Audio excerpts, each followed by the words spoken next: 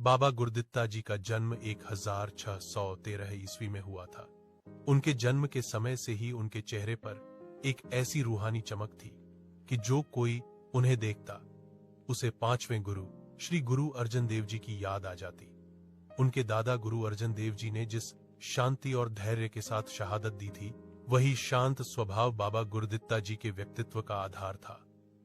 गुरु हरगोविंद साहिब जी ने उन्हें केवल शस्त्र विद्या ही नहीं बल्कि ब्रह्मज्ञान की गूढ़ शिक्षाएं भी दी थीं। वे उदासी संप्रदाय के मुखिया बाबा श्री चंद जी गुरु नानक देव जी के पुत्र के भी अत्यंत प्रिय थे।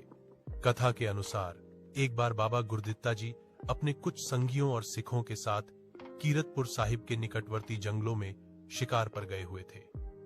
उस समय क्षत्रियों और योद्धाओं के लिए शिकार खेलना आत्मरक्षा और रण कौशल के अभ्यास का हिस्सा माना जाता था। शिकार के दौरान उनके एक साथी सिख के तीर से अनजाने में एक गाय का छोटा बछड़ा मारा गया। जब गाय ने अपने बछड़े को लहूलुहान और निर्जीव जमीन पर पड़ा देखा तो वह करुण क्रंदन करने लगी।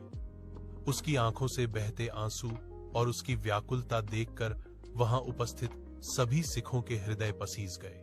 बाबा गुरदित्ता जी, जो स्वयं करुणा के पुंज थे, उस मूक पशु की पीड़ा देख न सके। उस क्षण बाबा गुरदित्ता जी के भीतर की आध्यात्मिक शक्ति जाग उठी। वे दया और आवेश के वशीभूत हो गए। उन्होंने सोचा कि इस बेगुनाह जीव की मृत्यु और उसकी मां का विलाप असहनीय है। उन्होंने अपनी छड़ी उठाई, उसे मृत बछड़े के शरीर से छुआया और पूरे संकल्प के साथ कहा, उठ, अपनी मां का दूध पी और इस विलाप को समाप्त कर। क्षण भर में एक चमत्कार हुआ।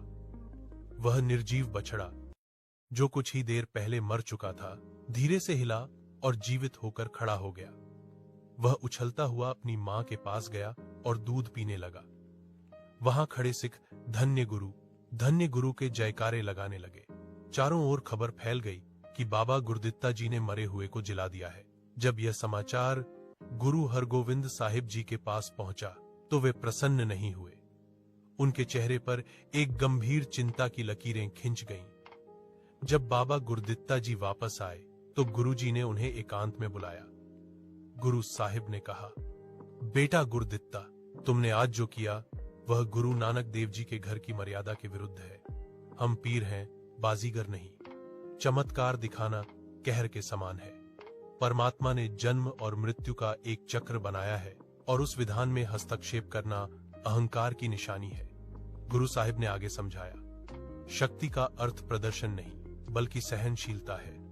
तुम्हारे दादा गुरु अर्जन देव जी चाहते तो उबलती देग और तपती तवी को शीतल कर सकते थे, लेकिन उन्होंने तेरा किया मीठा ला गए कहकर ईश्वर की मर्जी को स्वीकार किया। तुमने एक बछड़े को जीवित करके प्रकृति के नियम को तोड़ा है। अब इसकी भरपाई कौन करेगा? बाबा गुरदित्ता जी को अपनी भूल का बोध हुआ।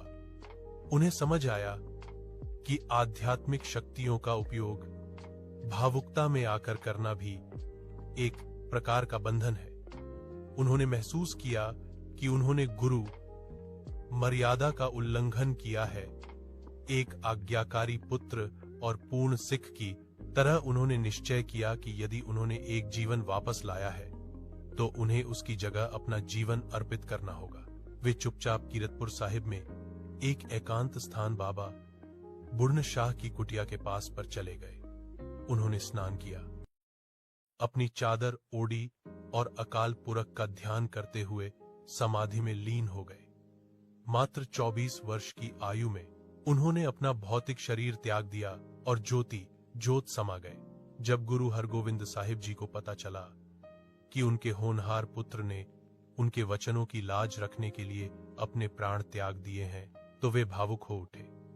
उन्होंने बाबा गुरदित्ता जी के त्याग को सराहा और कहा कि उन्होंने सिद्ध कर दिया है कि गुरु का सिख वही है जो गुरु की आज्ञा को अपने प्राणों से भी बढ़कर माने। इस विस्तृत कथा के मुख्य बिंदु और सीख एक, यह कहानी सिखाती है कि शक्ति होना वही बात नहीं है, बल्कि शक्ति होने के बावजूद उसे जब्त रखना और अहंकार न करना सबसे बड़ी उपलब्धि है।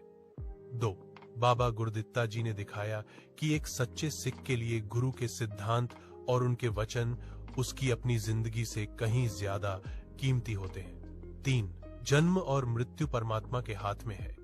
एक संत को ईश्वर की योजना में बाधा नहीं डालनी चाहिए, बल्कि उसकी राह में खुश रहना चाहिए। 4. गुरु हरगोविंद साहिब जी ने पुत्र मोह से ऊपर उठकर धर्म की मर्यादा को रखा और बाबा गुरदित्ता जी ने अपनी गलती को सुधारने के लिए सर्वोच्च बलिदान दिया। बाबा गुरदित्ता जी की याद में आज भी कीरतपुर साहिब में भव्य गुरुद्वारा बना हुआ है, जहां लाखों लोग नमन करते हैं। उनकी यह कथा हमें हर स्थिति में विनम्र रहने और ईश्वर की इच्छा को स्वीकार करने की प्रेरणा देती है।